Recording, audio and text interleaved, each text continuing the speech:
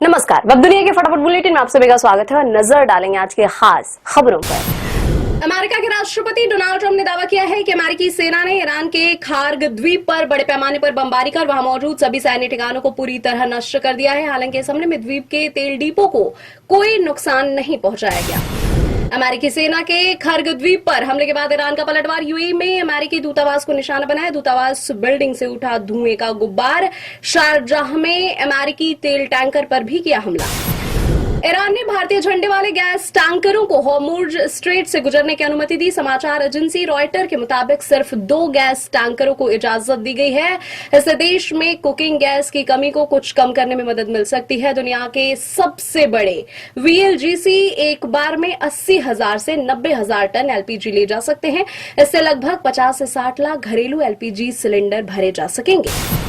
America ने Iran के नए सर्वोच्च नेता मुस्तफा खामेनी और उनसे जुड़े कई वरिष्ठ अधिकारियों पर जानकारी देने के बदले $1 करोड़ तक का इनाम घोषित कर दिया है। अमेरिका के इस कदम को ईरान की सैन्य और सुरक्षा संरचना से जुड़े नेटवर्क पर दबाव बढ़ाने की कोशिश के रूप में देखा जा रहा है। ओमान के सोहार शहर में ईरानी ड्रोन हमले में 2 भारतीयों की मौत। इस हमले में कुल 11 लोग घायल हुए, जिनमें से 10 भारतीय मूल के हैं। घायलों में से 5 को प्राथमिक उपचार के बाद अस्पताल से छुट्टी दे दी गई है, जबकि अन्य 5 का अभी स्थानीय अस्पतालों में इलाज चल रहा है। ईरान की ओर से हॉर्मुज जल डमरू मध्य के में जहाजों पर बढ़ते हमलों और खतरों के बाद अमेरिका ने मध्य पूर्व में अपनी सैन्य मौजूदगी बढ़ाने का फैसला किया है। अमेरिकी रक्षा विभाग ने लगभग 2500 मरीन सैनिकों और एक उभयचर युद्धपोत को क्षेत्र में भेजने की मंजूरी दी है।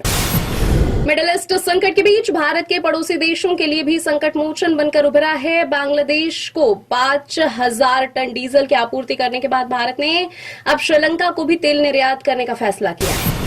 पश्चिम एशिया के हवाई क्षेत्र में जारी संकट के कारण वहां फंसे नागरिकों को तेल अबू धाबी से एक विशेष फ्लाइट दिल्ली के आईजीआई हवाई अड्डे पर पहुंचे। अबू धाबी से भारतीय यात्रियों को लेकर एक विशेष फ्लाइट बेंगलुरु के कैंपेगौड़ा अंतर्राष्ट्रीय हवाई अड्डे पर भी पहुंची।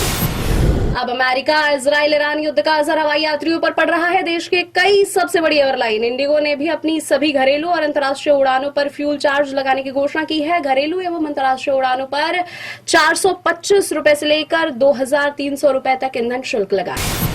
जगदम्बिका पाल से दिग्विजय सिंह बोले, आपने बहुत अच्छा कंडक्ट किया, आप तो ओम बिरला से भी अच्छे स्पीकर हैं। बिरला जी को अब छोड़ देना चाहिए और उनकी जगह जगदम्बिका पाल को बैठाना चाहिए। इस पर जगदम्बिका पाल मुस्कुराते हुए जवाब दिए, दिग्विजय सिंह जी आप यहाँ भी राजनीति करेंगे। ये थे आज की फटाफट बुलेटिन। ऐसे ताजा अपडेट्स के लिए बने रहे हमारे साथ, यानी कि विजिट करें वेब दुनिया पर।